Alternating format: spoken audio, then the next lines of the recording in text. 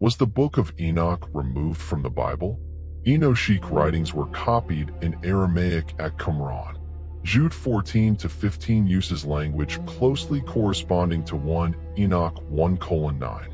Its complete surviving form endured in Geʶez. And yet 1 Enoch is absent from most biblical canons. But removed from which Bible? The popular story begins with one Bible, one accepted collection, and one act of removal. History gives us something more complicated: different communities, languages, manuscripts, and canonical boundaries. Qumran tells us that Enochic writings were ancient and circulating. Jude gives us a close literary relationship. Partial Greek and Latin witnesses preserve portions of the tradition. Separately, Geʶez preserves the complete surviving form. The Ethiopian Orthodox Tewahedo Church receives Enoch canonically. An Eritrean Orthodox Tewahedo diocesan source also lists it in the narrower canon. The evidence shows antiquity, circulation, literary use, preservation, and different canonical reception, but those are not the same historical claim. So before asking who removed Enoch, we have to ask what 1 Enoch actually is, and what each surviving witness can truly tell us. That correction matters because the word removed carries an unstated history inside it. It assumes that there was once a single, universally agreed biblical collection. It assumes that 1 Enoch stood inside that collection in the same way for every community.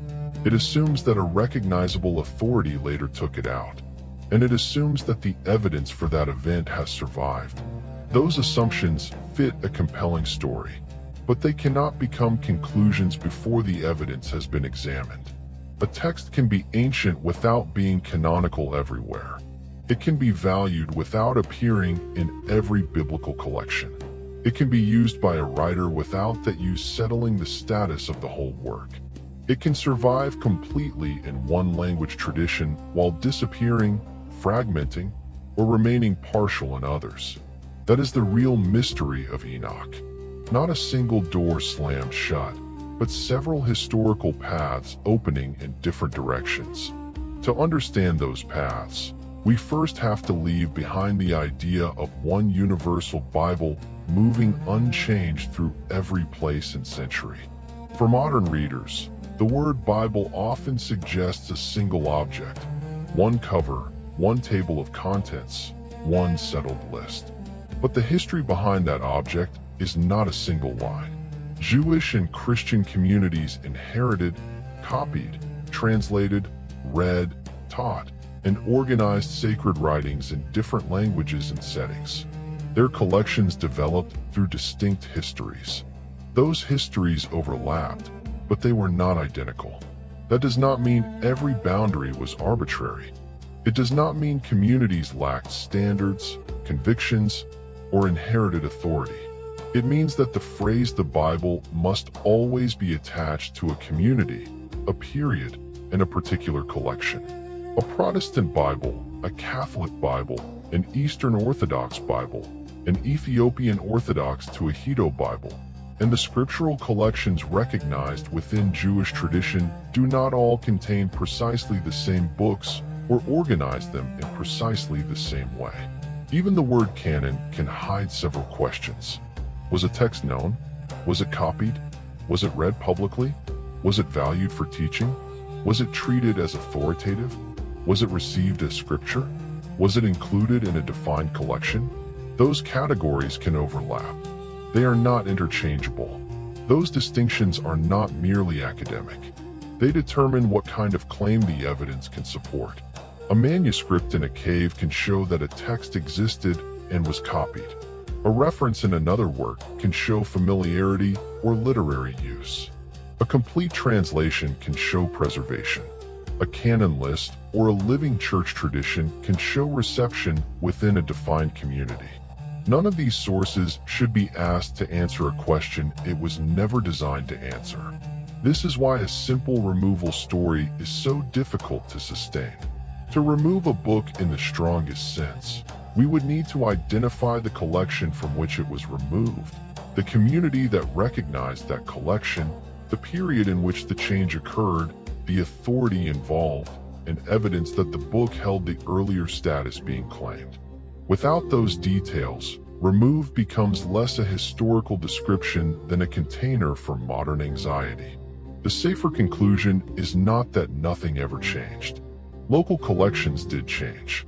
Texts could be copied less often, translated unevenly, disputed, valued differently, or excluded from particular lists. But the surviving evidence does not point to one universal collection from which one institution removed Enoch for everyone.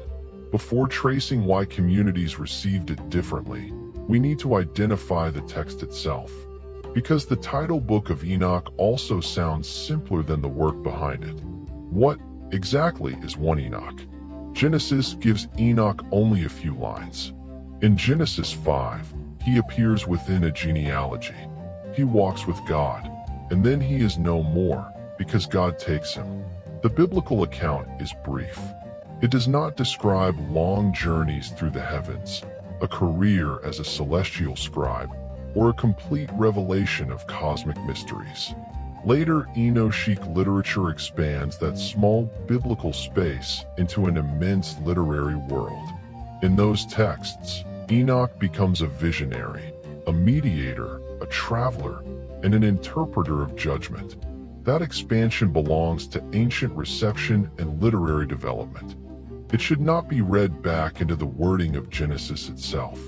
The name 1 Enoch is a modern way of identifying a composite collection of Enochic writings. It is not one book written at one moment by a single demonstrated historical author. Different parts were composed and edited across a substantial period in the Second Temple era. Precise dating belongs to individual sections and remains source-gated. One date should not be assigned to the entire collection. The collection is commonly organized into 5 major sections. The first is the Book of Watchers, chapters 1 through 36. This is the section most closely connected to modern interest in Genesis 6. The text describes heavenly beings called watchers, forbidden unions, illicit teaching, violence, corruption, and judgment. It is an ancient interpretive expansion related to the compressed material in Genesis 6. It is not the same thing as the 4 verses in Genesis, and its narrative is not archaeological proof that the events it describes occurred. The second is the Book of Parables, also called the Similitudes, chapters 37 through 71. It develops themes of judgment, vindication, heavenly authority, and the figure called the Son of Man. Its dating is debated, and the known Aramaic Qumran Enochic witnesses do not preserve this section. That absence alone does not settle when it was composed or how it was received. The third is the Astronomical Book, chapters 72 through 82. It is concerned with celestial order, calendars, the movements of the sun and moon, and the idea that the cosmos reflects a revealed structure. The fourth is the Dream Visions, chapters 83 through 90. It includes symbolic visions of history, judgment, the flood, and restoration. The fifth is the Epistle of Enoch, chapters 91 through 108. It gathers exhortation, ethical warning, wisdom, and expectations of judgment. These sections do not all ask the same questions or speak in the same literary form. Calling them 1 Enoch identifies the collection that later transmitted them together. It does not erase their internal history. And 1 Enoch is not the first volume of a trilogy. The works called 2 Enoch and 3 Enoch are distinct compositions from different periods and transmission traditions. 2 Enoch is often called Slavonic Enoch. 3 Enoch is often called Hebrew Enoch and belongs to a later Jewish mystical setting. Their numbering helps modern readers distinguish them. It does not make them sequels to one continuous book. The label Ethiopic Enoch can also mislead. It points to the language tradition in which the complete surviving form was preserved. It does not mean that the entire collection was originally composed in Ethiopia or first written in Geʻez. So 1 Enoch is not a lost chapter torn from Genesis. It is a composite body of ancient Jewish literature built around the figure of Enoch and transmitted through a complex history. A composite ancient collection should leave more than a legend. At Qumran, it left material witnesses. Near the northwest shore of the Dead Sea, the caves around Qumran preserve the remains of an ancient manuscript world. Among the materials recovered from Cave 4 were Aramaic witnesses associated with Enochic works. The careful wording matters. These were not 11 complete copies of the modern Book of Enoch. They were not 11 individual fragments. A manuscript witness may survive in many physical pieces. The count is 11 Aramaic manuscript witnesses from Qumran Cave, 4 preserving material corresponding to 4 component works represented in 1 Enoch. That count includes 4 witnesses connected with the astronomical book, catalogued as 4Q208 through 4Q211. This is a major historical anchor in Enoch's wider story. It shows that Enochic literature did not begin as a late modern curiosity. It was being copied in Aramaic within the world of Second Temple Judaism. Multiple manuscript witnesses show circulation and sustained textual activity. They place several Enochic component works firmly inside an ancient Jewish manuscript environment. But the fragments also impose discipline. No complete, pristine copy of the later Geʻez collection was recovered from Cave 4. The known Qumran witnesses overlap with 4 component works represented in 1 Enoch, not every section of the complete later collection. The Book of Parables is not represented among the known Aramaic Enochic witnesses from Qumran, and that absence cannot by itself determine the section's exact date or status. The evidence is powerful because it is material. Ink, skin, script, fragments, and catalogued witnesses bring us into physical contact with the ancient transmission of Enochic traditions. Yet physical presence does not automatically equal canonical status. The Qumran library contained many kinds of writings. The mere fact that a work was copied or preserved there does not tell us that every member of the community treated it exactly like the Torah. It does not tell us that all Jewish communities recognized it as scripture. And it cannot establish what later Christian communities, separated by language, geography, and time, were required to include in their canons. Qumran also does not turn the Watchers into excavated beings or the Nephilim into an archaeological discovery. The manuscripts prove that ancient people copied texts containing these traditions. They do not prove the supernatural narrative as a material event. This distinction is not a retreat from the evidence. It is the only way to let the evidence remain as strong as it actually is. Qumran establishes antiquity, manuscript presence, and circulation. It tells us that Enochic works were real texts in an ancient Jewish world, anciently attested in Aramaic, independently of their later complete preservation in Geʻez. But it does not give us one universal canon list. It does not show a direct chain from Cave 4 to a later Geʻez manuscript. It does not explain how an early Christian writer used Enochic language.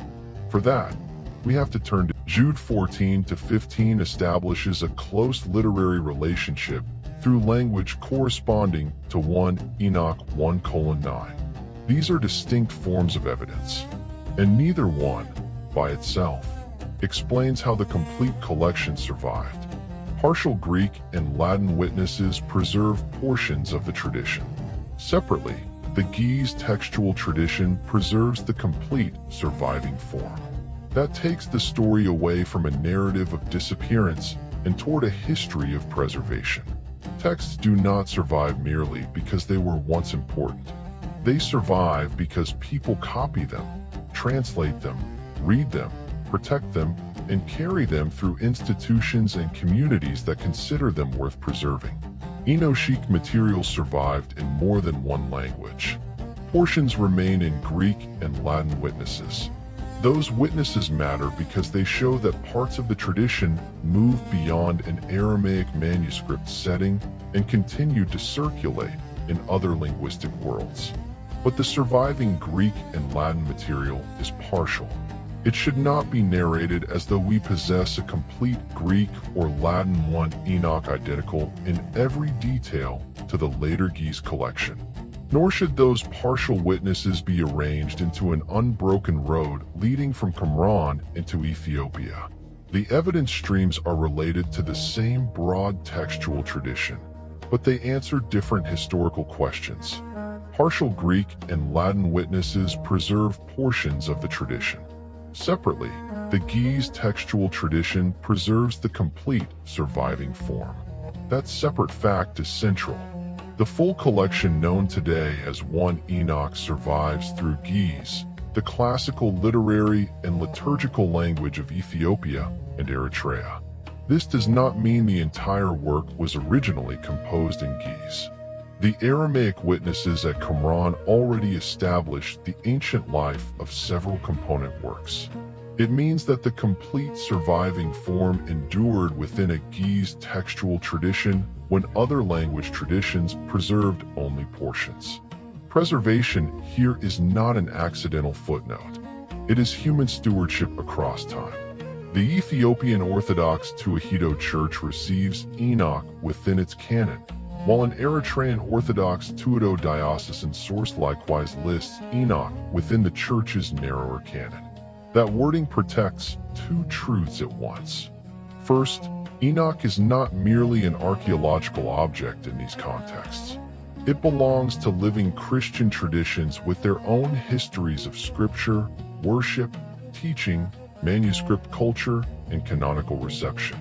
Second, Ethiopian and Eritrean reception should not be flattened into one identical system. Their historical development, enumeration practices, publication forms, and broader or narrower canon descriptions require careful community-specific study. The fact that both receive Enoch does not authorize the claim that every detail of their canonical practice is the same. The same respect must guide the way we speak about the often repeated number 81. The Ethiopian Orthodox Tewahedo Church commonly describes an 81-book canon, but that number should not be imagined as 81 separately bound modern volumes arranged according to a Western table of contents. Questions of grouping, counting, and broader or narrower formulations are more technical than a single number suggests. For this episode, the decisive point is simpler. The Ethiopian Orthodox Tewahedo Church receives Enoch canonically. An Eritrean Orthodox Tewahedo diocesan source places Enoch within the narrower canon it describes, and the complete surviving form of 1 Enoch comes to us through the Geʄez textual tradition. That is not evidence that Ethiopia possesses the only authentic Bible. It is not evidence that monks kept the work from the rest of Christianity. It is not a weapon against Protestant, Catholic, Eastern Orthodox, other Oriental Orthodox, or Jewish communities. It is evidence of preservation and reception, and those two categories are not identical. A community may preserve a text because it receives it as scripture. Another language tradition may preserve only fragments or excerpts. A writer may use its language without placing the entire work in a canon. A manuscript may prove antiquity without proving universal authority. This is why the history cannot be drawn as one arrow. Qumran, then Jude, then Greek or Latin, then Ethiopia. We do not possess a documented physical custody chain connecting particular Qumran fragments to particular Greek or Latin copies, and then to a specific Geʄez manuscript. What we possess are surviving witnesses that illuminate different parts of the story. Aramaic manuscripts illuminate ancient circulation. Jude illuminates literary use. Greek and Latin witnesses illuminate partial transmission and survival. Geʄez illuminates complete preservation. Ethiopian and qualified Eritrean reception illuminate canonical status within living traditions. The evidence shows antiquity, circulation, literary use, preservation, and differing canonical reception, but those are not the same historical claim. Why is 1 Enoch absent from most other Bibles? There is no responsible one-sentence answer that applies to every Jewish and Christian tradition. Most Jewish and Christian canon traditions developed without including 1 Enoch. But that shared outcome does not prove a shared cause. Jewish reception histories, Catholic canon history, Protestant canon history, Eastern Orthodox traditions, other Oriental Orthodox traditions, and the Ethiopian and Eritrean Tewahedo traditions must not be compressed into one institution called the Church. They developed in different regions, languages, liturgical settings, manuscript environments, and structures of authority. To understand the difference, it helps to use a ladder of terms. A text may be known. That means a writer or community is aware of it. It may be used. Its words, images, or ideas may appear in argument, teaching, interpretation, or worship. It may be valued. Readers may regard it as wise, ancient, or spiritually useful. It may be authoritative in a particular setting. It may be treated as scriptural, and it may be canonical, included within a defined collection recognized by a specific community. These steps are related, but one does not automatically produce the next.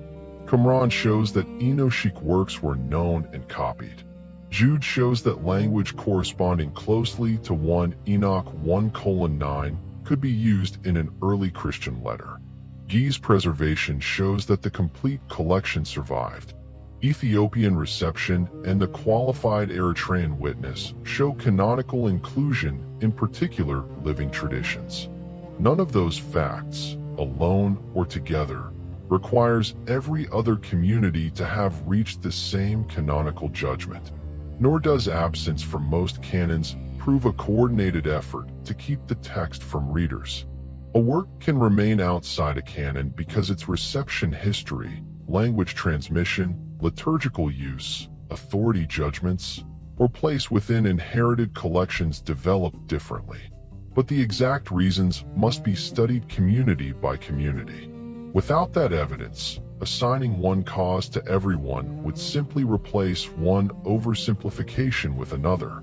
This is also why claims about a single council fail.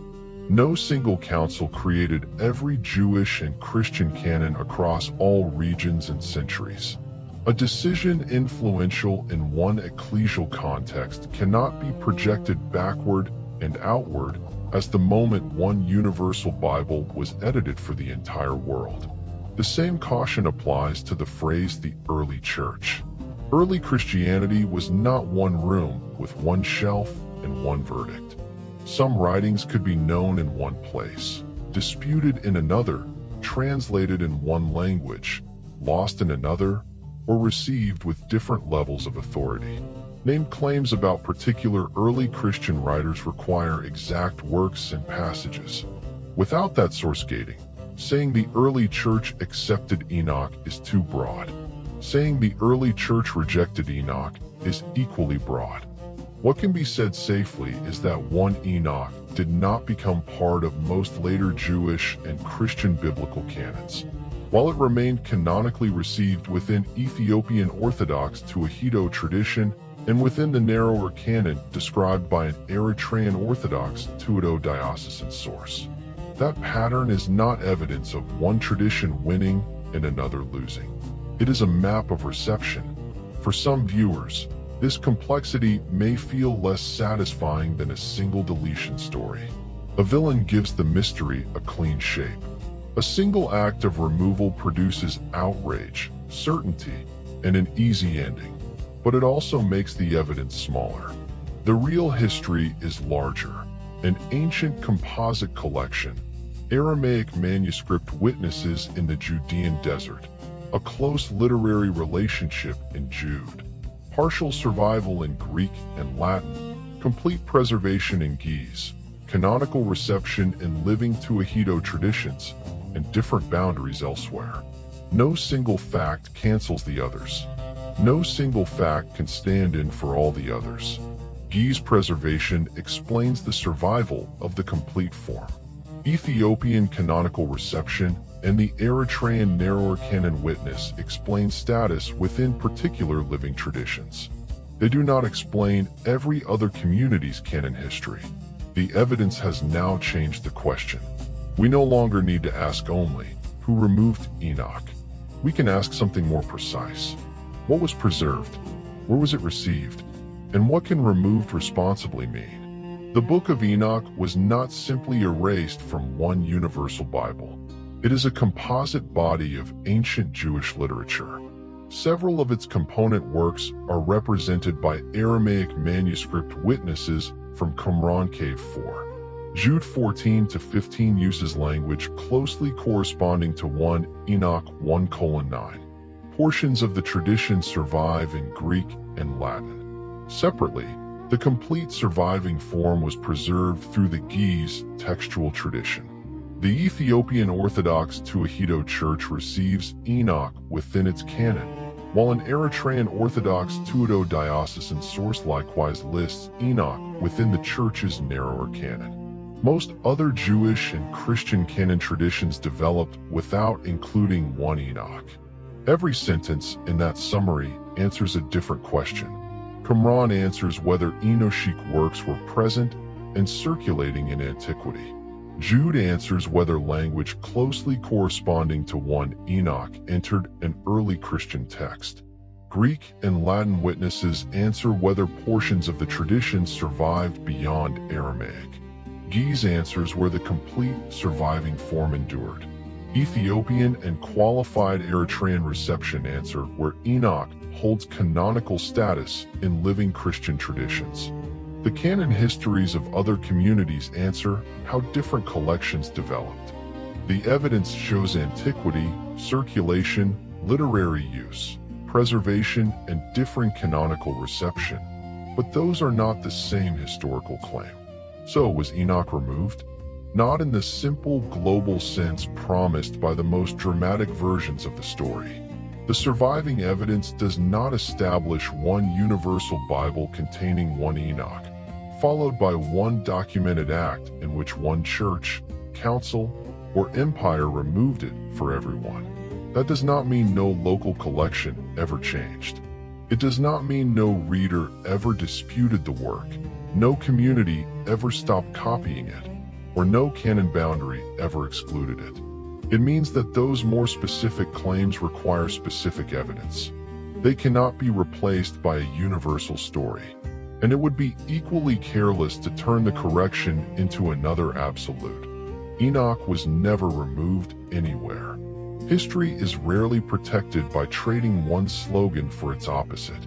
The responsible conclusion is narrower and stronger. The gain is proportion.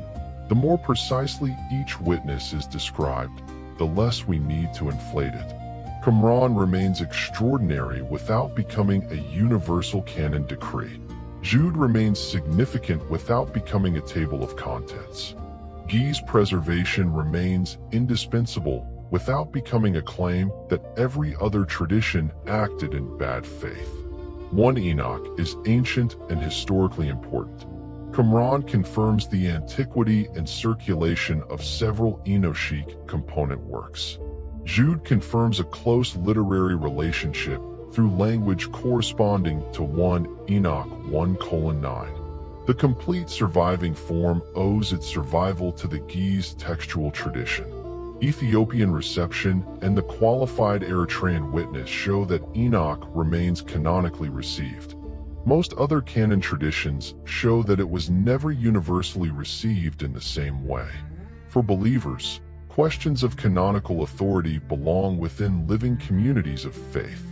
Historical evidence can clarify what texts survive, where they circulated, how they were used, and which communities received them. It cannot command every tradition to reach one theological verdict. Perhaps that is the most important correction. The story of Enoch is not only a story about absence.